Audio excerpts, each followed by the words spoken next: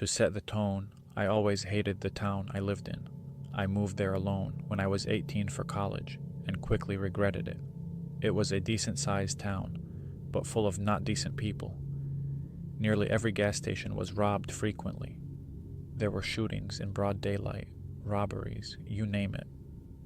Well, for the first 3 years, I lived with roommates on a side of town that wasn't awful, but it was sketchy. So when I was making decent enough money, I moved out on my own. The house was tiny, maybe 500 square feet, if that, super old and poorly built.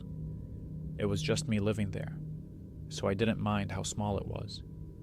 But what originally sold me was that it was in the middle of nowhere.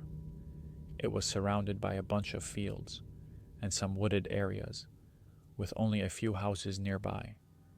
Considering I hated being in the town due to the continuous paranoia of getting mugged or shot, I loved the idea of living out there.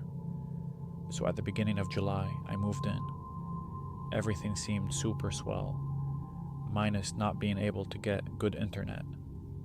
A month goes by, and everything is still swell to me, and I decided to get a dog to keep me company. He also loved the place, and spent long amounts of time lounging about the yard and trying to convince the nearest neighbor to walk over and pet him. Important later. Roughly 2 months into living there, I started to notice things out of place. Something to note is that an old roommate of mine was using my spare room as a storage space until he got moved himself, so he had a key, but was never there. He just kind of popped in once every other week to grab something, and usually let me know beforehand. But I'd come home to my kitchen chair being pulled away from my table, or a bowl in the sink, things like that. They were such small things, I wrote it off as my roommate swinging by, or just stuff I was forgetting. But then my dog developed this crazy bad separation anxiety. Up until now, he didn't even care. When I left, he'd just lay on the couch and chew his toys. He never barked, never did anything weird. However, all of a sudden, he began acting really awful. Every time I tried to leave, he'd literally cram his body through the door as I was closing it, screaming and barking, and wouldn't stop until I came back in the house. He didn't want me to leave him there alone, at all. I couldn't afford a kennel for him yet, so I decided one day that I'd put a movie in while I was out, thinking maybe the sound of people talking might keep him calmed down. I only had to finish one task up at work and knew I'd be home early, so I put in a copy of Hamlet. I know, boring, but I chose it because the copy I have is 5 hours long. I knew it would be playing when I came back. Flash forward 3 hours, long before Hamlet should have been over. But when I walked in the door, not only was the movie not playing, but the TV and the Xbox were completely off.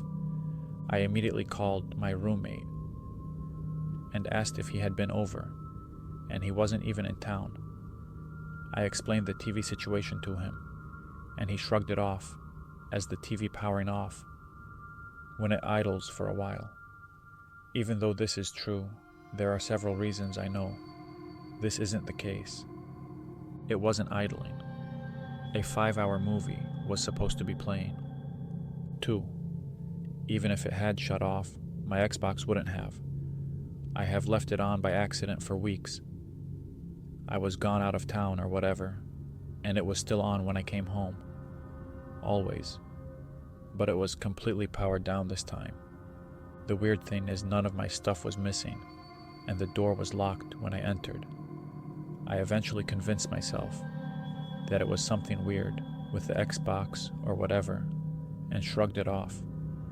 That is until my dog started acting even weirder. Remember earlier I mentioned he used to play with the neighbor? Well, all of a sudden, if she even walked by the house while he was out, he'd start yelping and running at me away from her.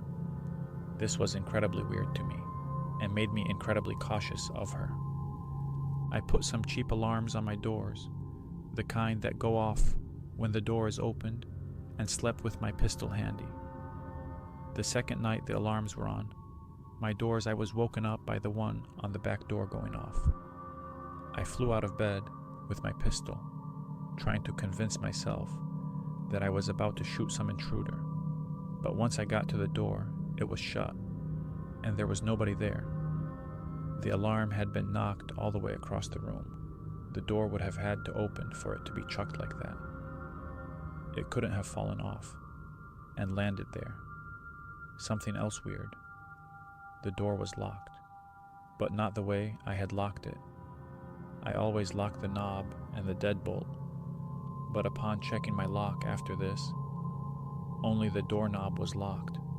The police wouldn't do much, as I had no witnesses, no lead, and they didn't have much to go on. Needless to say, I changed the locks. I didn't have any noticeable problems inside after that, but later found out that the close neighbor that my dog hated had previously lived in the house I was renting, and the locks had never been changed.